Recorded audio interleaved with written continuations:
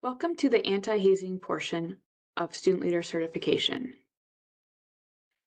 Hazing is defined as an intentional action or situation, whether on or off campus, that causes mental or physical harm, embarrassment, harassment, or ridicule. Hazing is not defined by who it is done to, and it doesn't matter if it is a new member or a new officer or an old member, nor is it defined by the member's willingness to participate. A person can say that they have no problem with having something done to them, but that does not mean that it becomes a legal act at the point that it is okay. Nationally, 2 in 5 students are aware of specific acts of hazing on their campus. 55% of college students experience hazing while a student, and 1.5 million high school students are hazed each year in the United States. 82% of deaths from hazing involve alcohol. If you are unsure if it is hazing, you need to ask yourself these questions. Would I feel comfortable participating in this activity if my parents or loved ones were watching? Am I being asked to keep these activities a secret? Am I doing anything illegal? Does participation violate my values or those of my organization? Is it causing emotional distress or stress of any kind to myself or others? And specifically for those individuals committing the hazing act, when you apply for jobs, can you take the burden of having a criminal arrest on your record? A lot of people think that hazing leads to a sense of camaraderie, a sense of team, and a sense of tradition. In reality, we know that hazing leads to a number of negative outcomes, including depression, anger, fear, confusion, guilt, a sense of betrayal, and or emotional distress from the humiliation or intimidation factor of what is happening.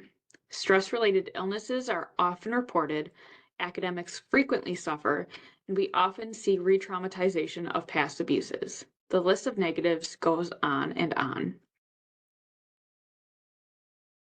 In the state of Wisconsin, is against the law.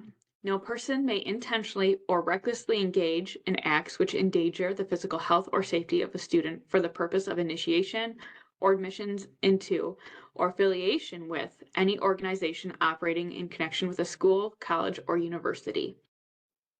Under those circumstances, prohibited acts may include any brutality of physical nature, such as whipping, beating, branding, forced consumption of any food, liquor, drug, or other substance, forced confinement, or any other forced activity which endangers the physical health or safety of a student.